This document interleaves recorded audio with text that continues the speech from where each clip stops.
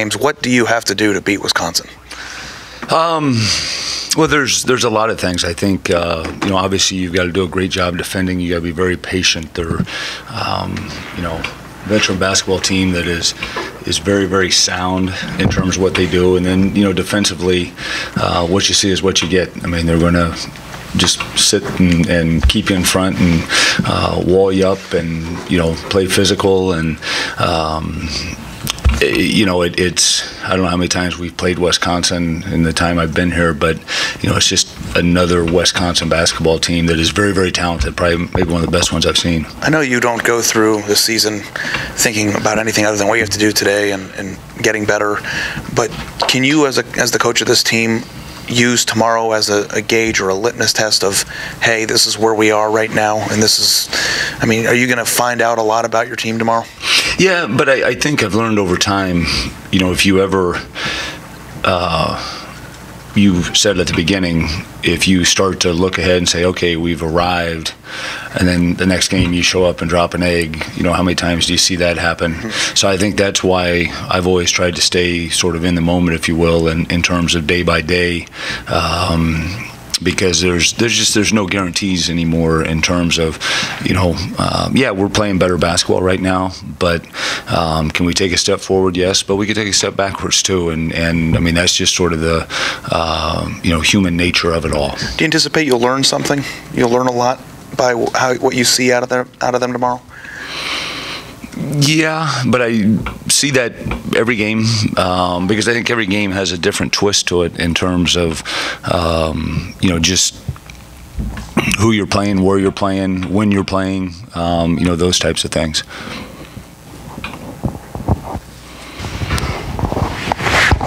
The four seniors were in here. It was like a therapy session with talking about who stole whose fruit snacks freshman year and stuff. What are they like as a group? You've had all kinds of players here. Mm-hmm. You've had years when you've had no seniors. You've had years when you've had bigger classes. You've had guys who've been here 1 year, 2 years. Like, to have a big group like this, these four have been here together for 4 years.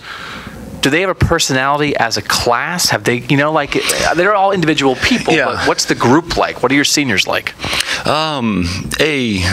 Great guys.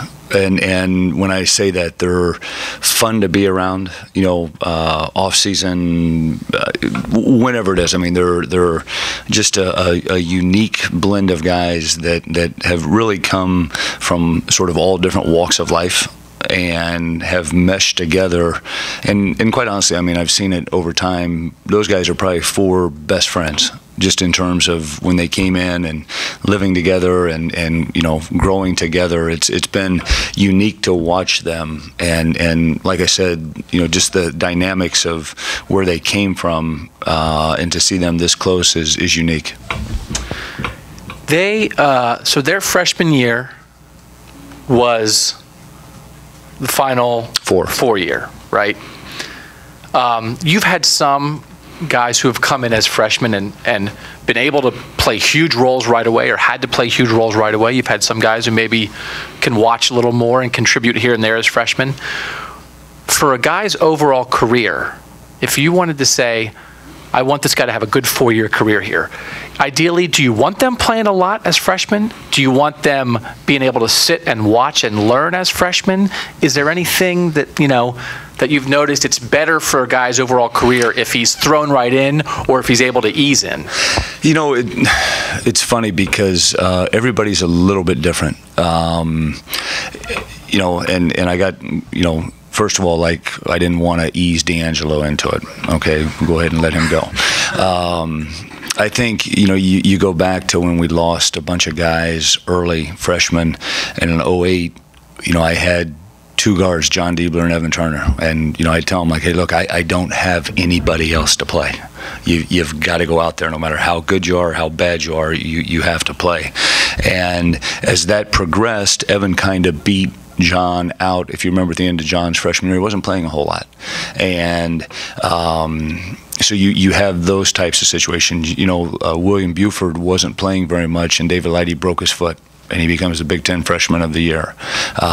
So everything's a little bit different. I think how these guys came in and were definitely, they walked into a great situation where, Shannon was kind of a backup, learn his way. Sam was a defensive stopper. We used him, Amir and Trey got a little bit of burn, but not much that year, and probably helped them.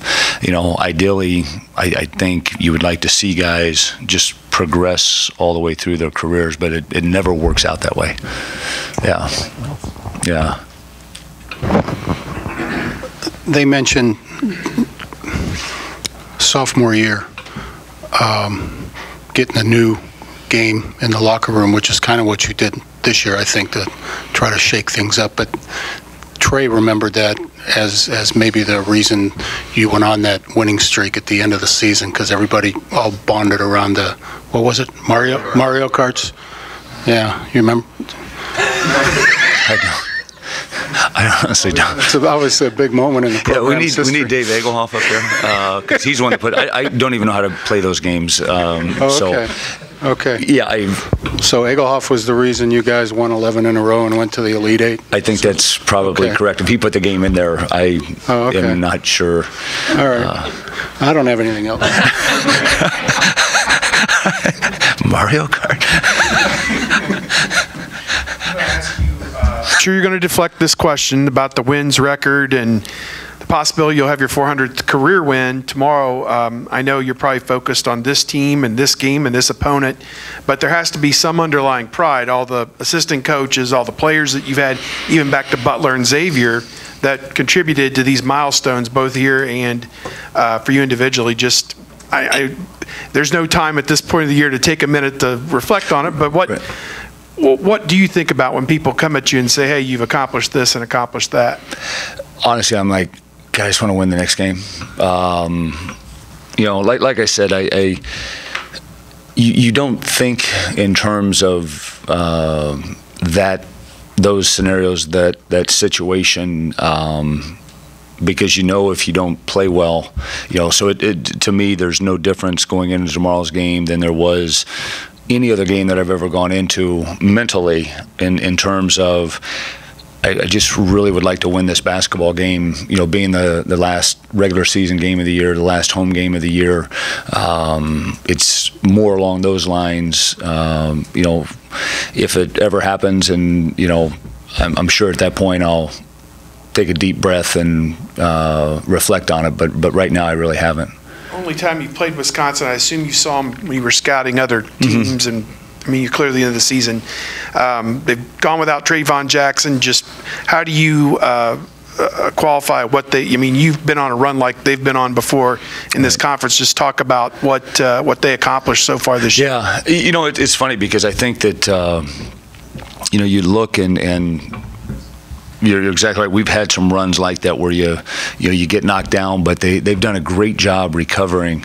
I think in terms of, I didn't see them early preseason, but watch them. They're just a fine-tuned machine in terms of how they play, and there seems to be just a great sense of how they share the basketball and that sort of thing, and take care of the basketball. They've got a unique group, and those guys are always fun to coach. Your seniors said that you were just a regular dude.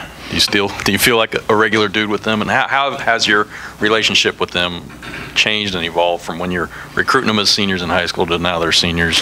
Yeah, I think I am a regular dude, but that's maybe one of the things I enjoy the most about coaching college is building those relationships over a period of time, and getting to know them more and more, and watching them develop as people. Sitting the other day, Sam Thompson and I were eating breakfast at the hotel, and just talking about everything but basketball, and I think from that perspective, you kind of feel a special bond with all those guys, and that's always the hardest part. Is senior day is tough because of the relationships you've had. We've had a lot of guys come through here that haven't made it to the senior day, which is a great thing, but you don't know those guys quite as well now. Most of them come back and spend a ton of time with them now, but it is special. And one other thing, obviously D'Angelo, his stats and the way he plays is just, he's a 10 across the board, but athletically, where is he? I mean with the measurables, vertical, side to side, quickness, straight line speed, is he really athletic, or is he just a great basketball player? What? I think that he's a lot more athletic than people think, and I've got a couple examples that I've seen that show me that he is a great. Like there was a play in here. We were playing Indiana, and he was in the middle, and there was like a pack of guys, and all of a sudden, he exploded out with the basketball and went in and dunked it. And it's like, that's an athlete. I remember one time went home watching tape, and Michael Conley ran the ball down in the far corner over here, and everybody was in the middle of the floor, and he ran and shot a layup before they could get back. I didn't see it during the game, and I'm like, whoa, wait a minute.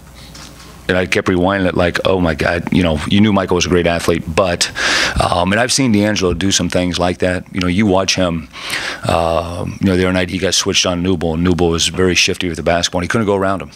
And, I think a lot of people are trying to nitpick, which is what they do. And they're saying he's not that athletic, but I love his athleticism. Thad, you've obviously been through a number of senior days here and elsewhere. Can you get a sense before the moment how these guys are going to handle the emotions of it or the sentimentality of it, or is that something that just kind of happens? Different guys obviously react differently. Yeah, I think everybody's a little bit different.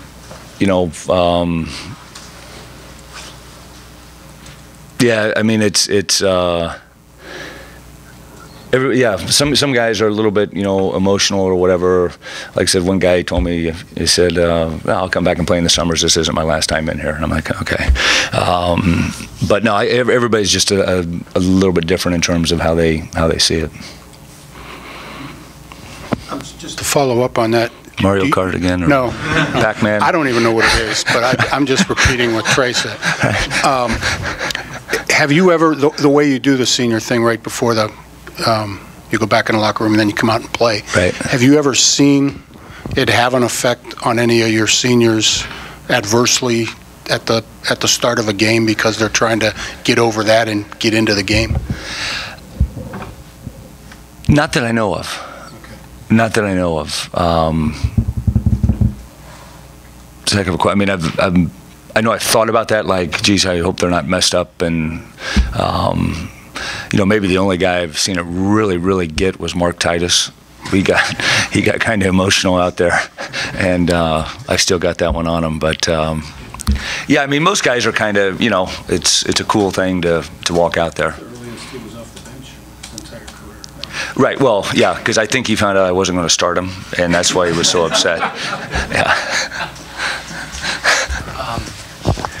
Just asking the guys about how you deal with a guy like Kaminsky, a player of the year type of talent. And Amir was just sort of talk about, making him uncomfortable and make stuff difficult. You've had enough All-American type guys. Does that help you at all when you're trying to, you've seen what people have tried to do to Jared, to Greg, to right. Mike, to Evan Turner, to D'Angelo.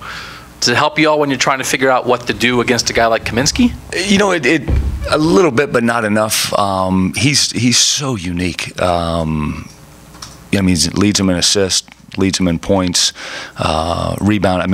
He's just such a unique player for his size. I love his game, and he can get you a lot of different ways, a lot of different areas on the floor. You just watch from where he was when he started to where he is now. Just what an incredible job he's done. Okay. All right, guys.